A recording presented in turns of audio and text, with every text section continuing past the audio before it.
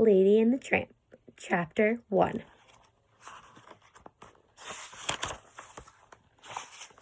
Chapter 1. In the lovely little home Jim Dear and Darling called their own, the world was cozy, small, and safe.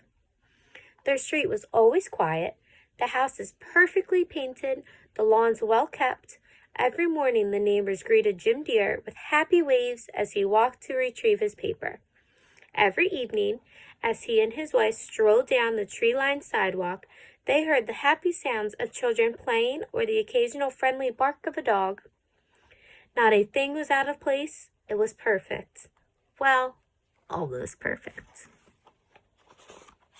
One evening, as snow began to fall outside, Darling sat on the floor by a roaring fire. Over her, the Christmas tree sparkled and twinkled, the ornaments catching the firelight. Darling was happy. She loved her husband with all her heart. She loved their home and every piece of furniture and knick-knack they had collected together. The end of the year and the holidays made her all the more grateful for everything she had. Sighing happily, she closed her eyes. Hearing footsteps, Darling started to open them again. "Keep them closed," Jim Dear said. "Keep them closed." "Okay. You can open them." Peeking with one eye, Darling cocked her head. Jim Dear held a hat box. His usually pale cheeks were rosy from the cold, and his hair, typically brushed back off his face in the tidy style of the day, was messy. Her husband was a musician and had the soul of a poet, but he tried hard to look dapper. "You think I need another hat?" she asked playfully. Jim Dear shook his head. Gently, he placed the hat box on the floor. "Guess again," he said. Just then, the box moved and made a rustling sound. Darling sat up straighter, her eyes widening. She got to her knees and carefully removed the lid from the box. Brushing away a layer of soft tissue paper, she let out a happy squeal as two big brown eyes appeared. It was a puppy! Darling reached in and lifted the puppy from the box. The Cocker Spaniel was adorable, with long, wavy brown ears and a brown and white body. She wiggled excitedly in Darling's hands. "Well, darling?" Darling looked up at her husband and then back down at the puppy. "She's perfect," Darling cooed. "A perfect little lady." At the word, the puppy's tail wagged even faster. Lady had found a home. Lady had been put in the hat box. It had scared her at first, but as soon as she had locked eyes with that kind woman who had opened it, she had felt safe and loved. For the rest of the evening, she sat in the woman's lap while the woman, who smelled of lavender and honey, gently rubbed Lady's belly and gave her kisses. Lady had discovered that her new humans were named Darling and Jim Dear, and that they loved each other and her very, very much. Only now, Darling and Jim Dear seemed to be leaving her. The moon had come out and the stars were twinkling in the sky, so Lady knew it was night. But she wasn't sure why that meant that they had to leave her new family. As they put a big dog bed down in the middle of the pantry, Lady wiggled in Darling's arms. There, Lady," Darling said. Lady knew she was trying to make her feel better, but she didn't like the looks of the pantry door. A moment later, Jim Dear put a few pieces of newspaper down and gave her a pat on the head, and then they turned and left. The door shut behind them. Lady was alone. She stood still for a moment, looking from the bed to the newspaper to the heavy door, letting out a little yip. She rushed at the paper and grabbed it between her teeth, shaking it. A puppy growl formed in the back of her throat. The noise she made startled her, and Lady dropped the paper. She moved to the door and shoved her nose against it. It didn't budge. She pushed again. This time, the door swung a little bit.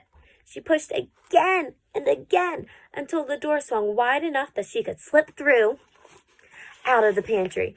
Wandering the house, she sniffed and nosed a pair of shoes on the floor. She hopped over a guitar, and then finally, she made it to the stairs. Lady looked up. The stairs were long. She hadn't noticed that before, but she had to get up them. At the top were Darling and Jim Dear. Taking a deep breath, Lady put both her front paws on the bottom stair, then she pushed off with her back paws. She hung for a moment and then fell back to the floor. She wagged her puppy tail and tried again. She made it! Step by step, Lady worked her way to the top. By the time she reached the landing, she was out of breath. She had not been upstairs before. The hallway was dark and narrow, with several doors. Putting her nose to the ground, Lady followed the smell of lavender.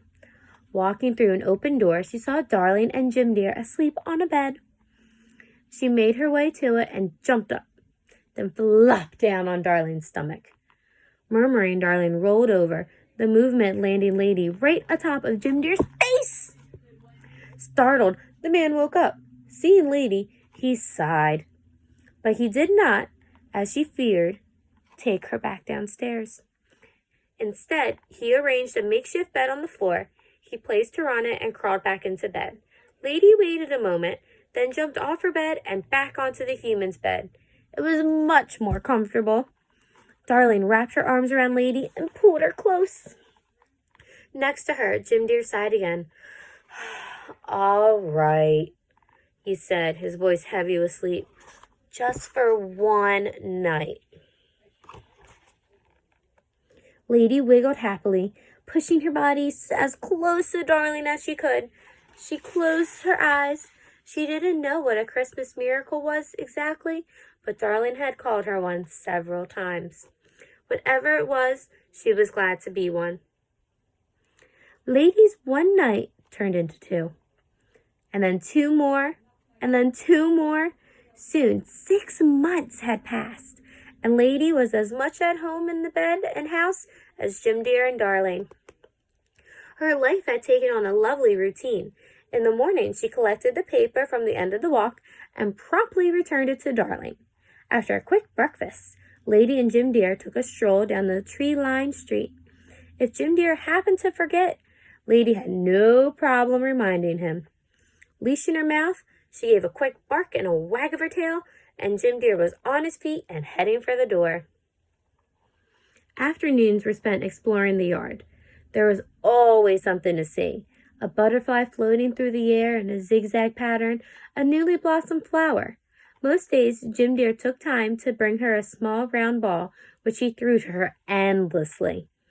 She loved that game, especially because whenever she brought the ball back, she got a happy, "Good girl, Lady." Those were some of her favorite words. When evening came around and dinner was over, she, Darling, and Jim Dear curled up on the couch together while the humans read or listened to the radio. Lady fell asleep to Darling's gentle touch as she gave her belly rubs and to the sound of Darling's soft voice as she told Jim Dear about her day.